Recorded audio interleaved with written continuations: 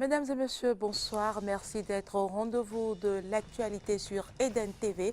Au sommaire, les océans sont au cœur de la journée d'aujourd'hui, 8 juin 2016, une journée également commémorée au Bénin à travers plusieurs activités dont la descente des structures sous tutelle du ministère de l'Environnement à la plage Donatin à Kpakpa. Certains acteurs du football s'opposent à la tenue du congrès électif de la Fédération béninoise du football prévu pour vendredi prochain. Ce matin, ils se sont regroupés pour un sitting au ministère des Sports. Et parlant du football, cette fois-ci sur le continent, une triste nouvelle, le décès de Stephen Keshi, ancien footballeur nigérien et ancien sélectionneur des Super Eagles. Il est décédé dans la nuit du mardi à mercredi.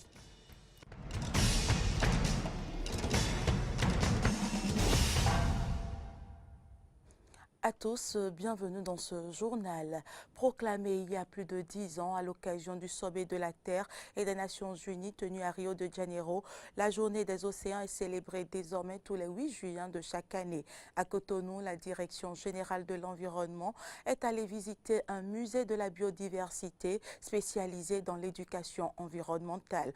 De plus, 2 structures sont également descendues à la plage de Natin à Akpakpa pour prendre connaissance de l'existence des tortues marines. Antoinette Sagbo, Damien Pedro. Océan sain, planète saine, c'est le thème retenu pour célébrer la Journée mondiale des océans ce 8 juin 2016. Pour marquer l'événement, le personnel de la Direction générale de l'environnement s'est intéressé aux espèces marines exposées par une structure spécialisée dans l'éducation environnementale. Ici, vous avez une petite partie de la tête d'une baleine. Ce n'est que la boîte crânienne. C'est là où reste le cerveau. Mais vous voyez jusqu'où ça va. Et là, les béninois découpés. Et là, nous avons pu récupérer ça avec les forces navales, les forestiers et autres. On a pu exposer. Ça, c'est une richesse pour le pays. Et ça permet de confirmer que cette espèce-là existe. Malheureusement, tout le temps, on laisse les populations aller découper. Et les gens se rendent malades. En dehors des baleines, des espèces telles que les tortues apparaissent également sur les côtes béninoises. C'est ce qui explique la descente de la Direction générale de l'environnement sur la plage d'Akpakpa. Ici, la délégation a insisté sur l'importance de la journée des océans. Nous sommes sur cette plage parce qu'il y a la présence des tortues. Tous les jours, quand la marée est haute, c'est que ces tortues viennent sur les enrochements, c'est-à-dire les roches qui ont été déposées pour limiter l'érosion. Ces roches, au fil du temps, sont colonisées par des invertébrés, par des algues et autres. Et ça devient une aire d'alimentation pour cette espèce de tortue. Cette journée, c'est pour nous montrer l'importance de la mer par rapport à notre vie sur Terre. Elle contribue à tout ce qu'il nous faut pour notre hébergement, nourriture, etc. Malheureusement, les pressions humaines telles que la pêche illégale, les pratiques d'aquaculture non durables, la pollution marine et l'acidification des océans ont des effets néfastes sur les plans d'eau. Il y a près de 80% de la pollution qui est due à la pollution terrestre. C'est surtout les déchets plastiques qui constituent un énorme danger pour les ressources marines. Des actions de protection et de sauvegarde doivent être mises en œuvre pour éviter la disparition de ces espèces marines. Et si cet habitat est respecté, est conservé, c'est que ces tortues viendront toujours là et pourront devenir peut-être, cet espace peut devenir une source de devises pour notre pays. Ça veut dire que des actions prochaines à faire avec l'autorité, c'est d'étudier les possibilités de transformer ici en une aire protégée pour pouvoir aider la biodiversité et aider les communautés locales. Les actions de sensibilisation doivent continuer et en œuvrant à la protection de l'océan, on œuvre également pour avoir une planète saine. Pour donner un caractère symbolique à cette journée des océans, le personnel de la Direction générale de l'environnement a mis en terre quelques plants de cocotiers sur la plage de Donatin derrière l'hôtel Eldorado. Et nous restons dans le registre environnement pour dire que les efforts du conseil communal d'Abomey-Calavi pour assainir et rendre propre la ville restent vains face à l'incivisme de certains citoyens qui optent bien évidemment pour l'insalubrité. Le constat est fait par Fréjus Serlan et Damien Pedro. L'état d'insalubrité avancé des alentours de l'échangeur de Godomin avait amené le maire d'Abomey-Calavi, Georges Bala, et ses collaborateurs à organiser sur le site une journée de salubrité le samedi 28 mai 2016. Cette action avait permis de rendre propre le jardin de l'échangeur et de donner une belle image à la ville. Mais triste est de constater qu'une semaine après, les usagers de ce site ne font rien pour le maintenir dans un état de propreté, ce qui explique la présence sur les lieux des emballages de biscuits, d'eau et d'autres déchets. Un nouveau dépotoir est en gestation sur cet espace verdoyant. Et pour certains citoyens et riverains, ce comportement est inacceptable. Ce n'est pas bon. Je veux dire aux citoyens qui font ça que ce n'est pas bon. Comme le maire a décidé de mettre l'endroit propre là, ils n'ont qu'à faire aussi faire un endroit propre. Ce n'est pas bon de mettre les ordures sur les trucs là. On peut amener des gens ici pour surveiller l'endroit quoi. Pour que les citoyens qui font ça là, on va les interdire de ne plus faire ça. Avant que si on a sanctionné, on va les sanctionner, on va sanctionner. C'est des gens qui viennent reposer là. C'est eux qui font des ordures là.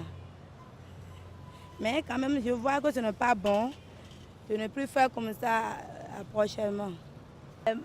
Le maire doit mettre des gens là pour les refuser ça quand même.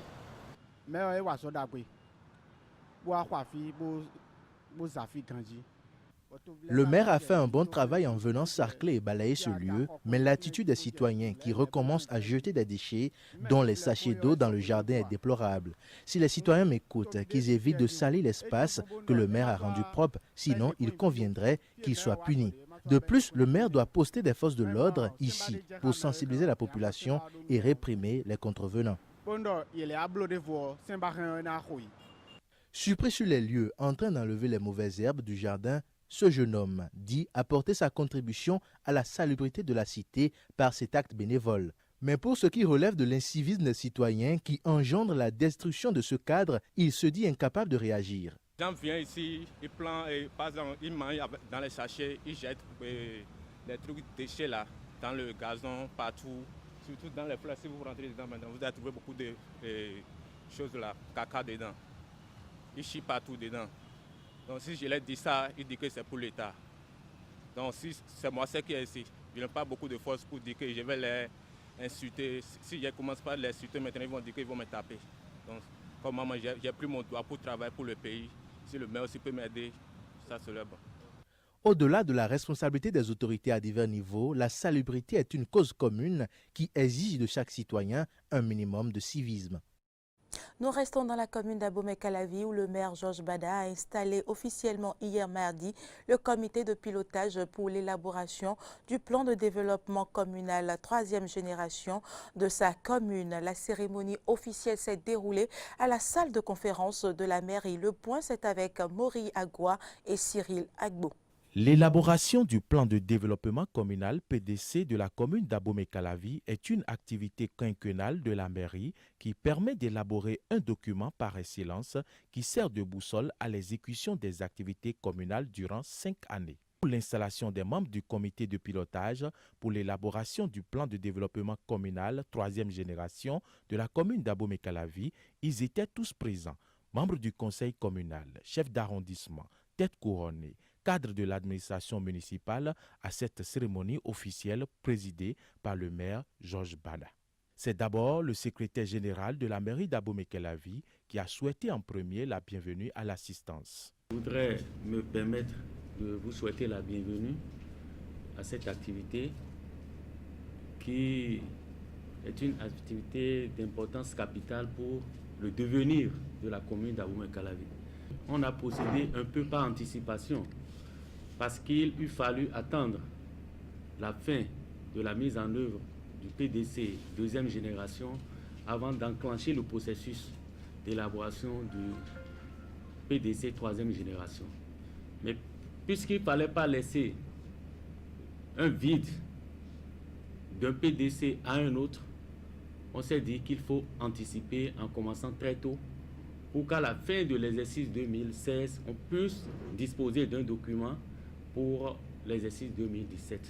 Conduit le processus d'élaboration du plan de développement communal 3e génération, élaborer et adopter les différents documents de base, mobiliser le financement du processus et jouer le rôle d'interface entre la population et les consultants, telles sont entre autres les missions assignées au comité de pilotage de l'élaboration du plan de développement communal PDC 3e génération. Le comité de pilotage est l'organe chargé de gérer le processus jusqu'à terme.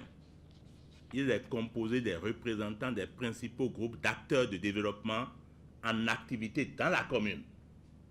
Parce que nous avons besoin de leurs aspirations, les aspirations du peuple, pour avoir un document fiable, une boussole qui va propulser le développement de la commune d'Abomey-Calavi.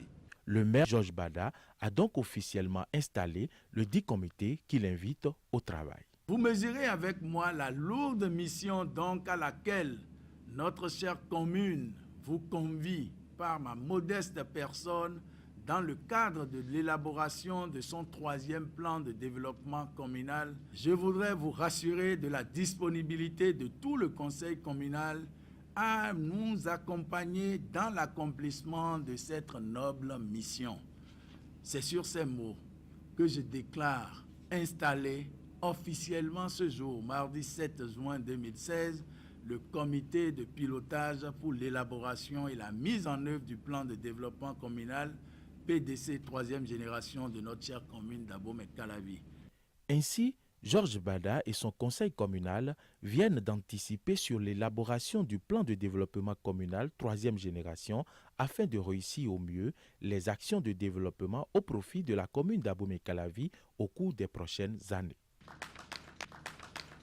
À la fin de cette cérémonie, le maire Georges Bada a profité de l'occasion pour inviter ces populations à la patience et à la persévérance face aux difficultés auxquelles elles font face en cette saison pluvieuse où les voies en terre de barre de la commune sont complètement inondées et dégradées. On écoute le maire.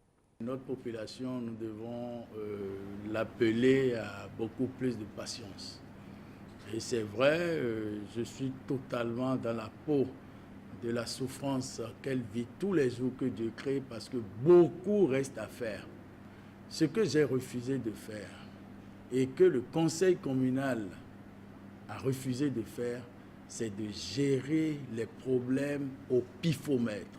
Lorsqu'il y a des difficultés quelque part et que la population appelle, elle n'attend que la solution immédiate au problème. Ce qui est vrai.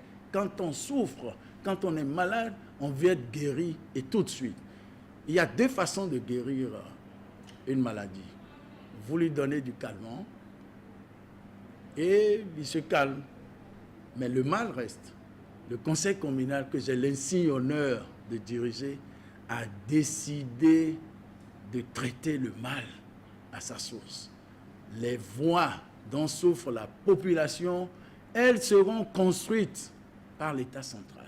L'État central vient d'être installé, nous sommes en contact avec, et je peux dire la main sur le cœur, puisque le ministre des Transports l'a dit publiquement au Parlement, Abomey-Calavi a un choix, est une priorité. Donc les routes dont on parle seront construites. Il ne s'agit pas d'aller y mettre du sable, il ne s'agit pas d'aller racoler comme la population demande.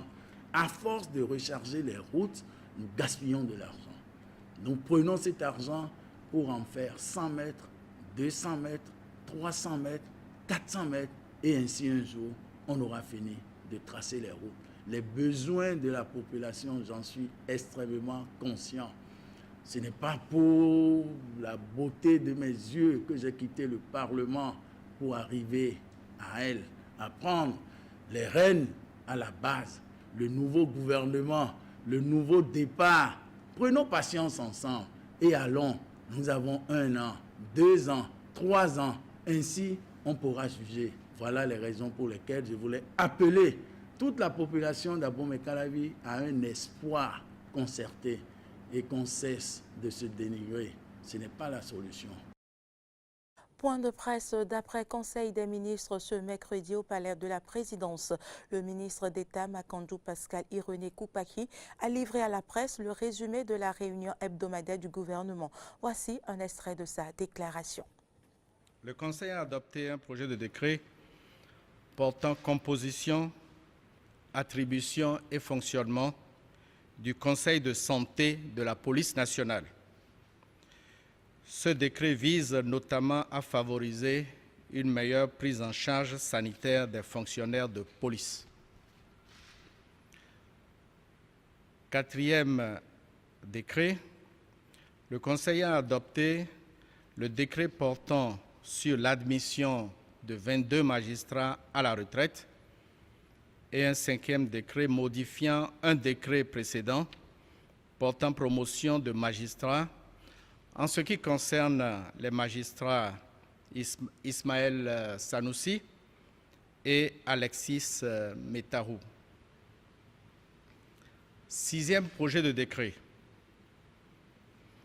Le Conseil des ministres a décidé de la création et de la mise en place d'un creuset permanent d'expertise pour apporter un appui à la promotion de la transformation du secteur agricole.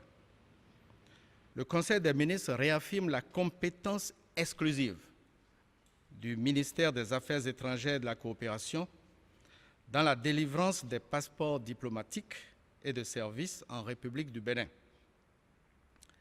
Quatrième décision, le Conseil décide de faire installer les équipements nécessaires dans nos ambassades et consulats pour saisir les données biométriques nécessaires à l'établissement de passeports biométriques à Cotonou et de les retourner par valise diplomatique aux demandeurs.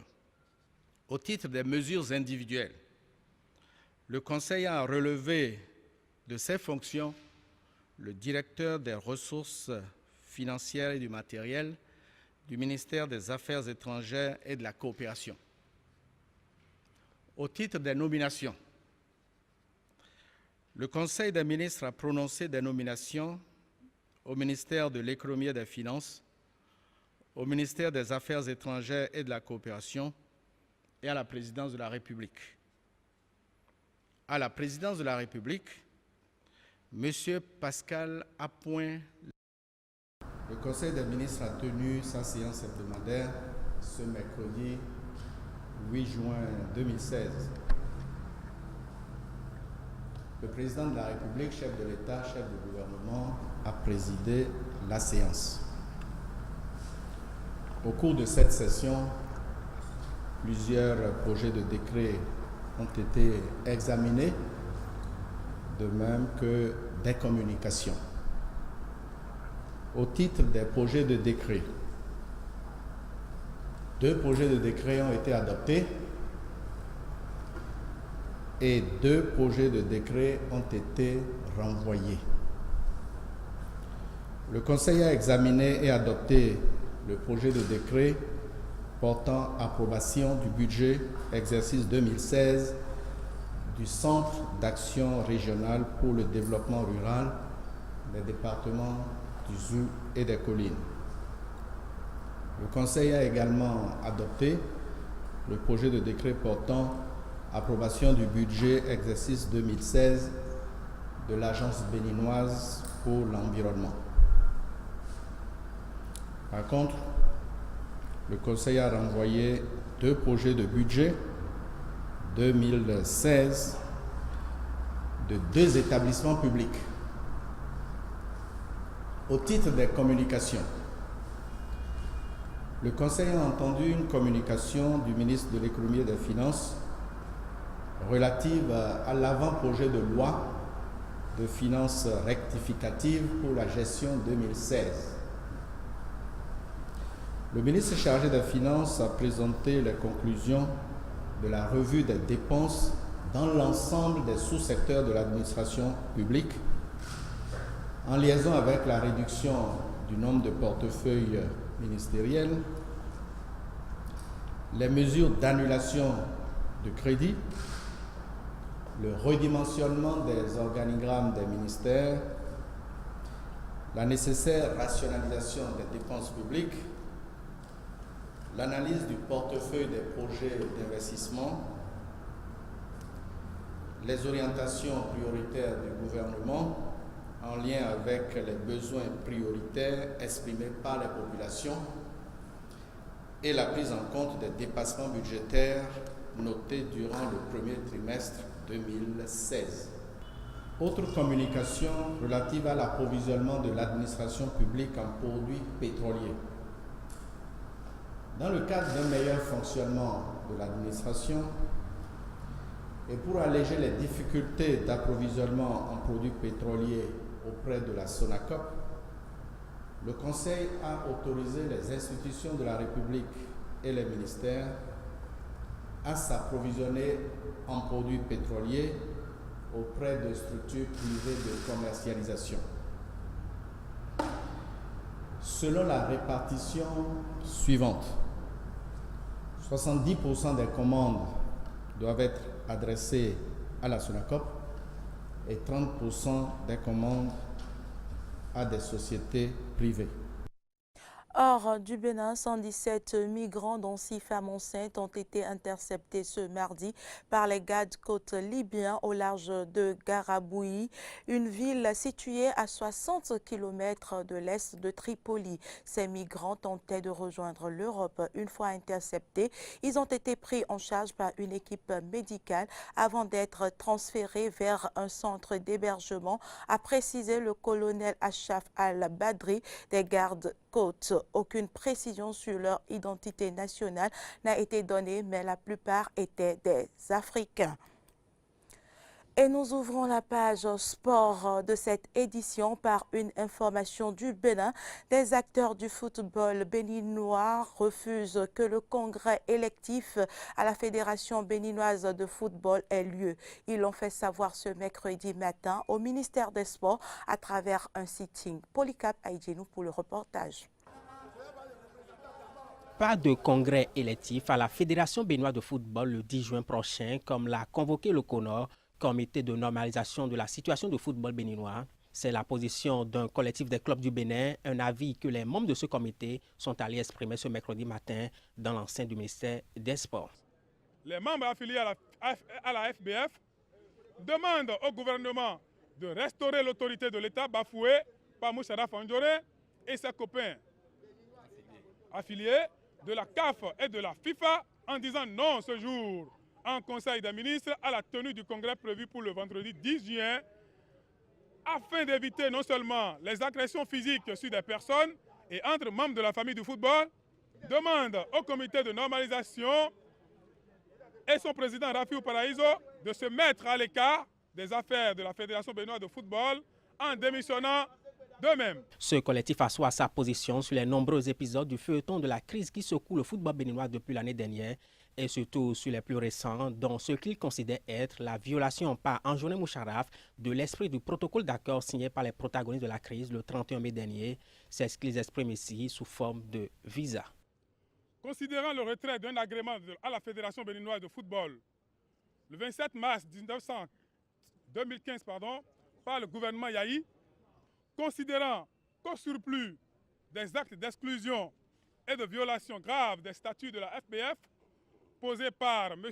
Rafiou Paraïso et ses copains, qu'il a arbitrairement modifié le corps électoral en dissolvant les ligues régionales de football amateur, en introduisant dans la parodie du championnat des clubs non actifs, des clubs sanctionnés et relégués en division régionale et des clubs fictifs et en gérant le processus électoral, considérant la violation de l'esprit du protocole d'accord et la ruse de Moucharaf Andjoré, qui par le biais de Cespire, de la CAF et de la FIFA, a imposé la tenue d'un congrès électif à la FBF au plus tard le 11 juin prochain. À la place du ministre des Sports pour recevoir la motion de ces centaines de manifestants lors de ce sit-in, le secrétaire général du ministère des Sports, il a rappelé le rôle de ce ministère dans la résolution de cette crise en insistant sur les futures actions du ministre Oumeki relatives à cette résolution. Nous allons rendre compte fidèlement de cette motion à l'autorité. Nous allons œuvrer pour la paix. Le ministre rencontre encore cet après-midi les protagonistes. Donc la médiation continue pour que le ballon roule enfin sur les terrains pour notre jeunesse. Reste à savoir si ce sitting empêchera effectivement la tenue de ce congrès électif à la Fédération béninoise de football. Hors de nos frontières, sachez que l'ancien capitaine du Nigeria, Stephen Keshi, vainqueur de la Coupe d'Afrique des Nations CAN en 1994 en tant que joueur et en 2013 en tant que sélectionneur, est décédé dans la nuit du mardi à mercredi à l'âge de 54 ans. Stephen Keshi, ancien international nigérien, a joué à Strasbourg de 1991 à 1993. L'ex-défenseur central du Nigeria est auteur de 9 buts en 64 sélections. Après la victoire de la CAN en 2013, le Nigeria, emmené par Keshi, a atteint le 8e des finales du Mondial 2014 au Brésil. Stephen Keshi a aussi été sélectionneur du Mali ou encore du Togo, qu'il a qualifié pour le Mondial 2006 en Allemagne. Diane, 20 ans, joue dans l'équipe nationale de cricket du Pakistan, mais aussi dans l'équipe nationale de foot. Une exception dans le pays où elle a un grand défi c'est un grand défi pour cette jeune femme qui continue aussi ses études. Une pro au cricket et une experte en foot. À 20 ans, Diana Beg joue pour les équipes nationales de ces deux sports au Pakistan, tout en poursuivant ses études ici à Lahore.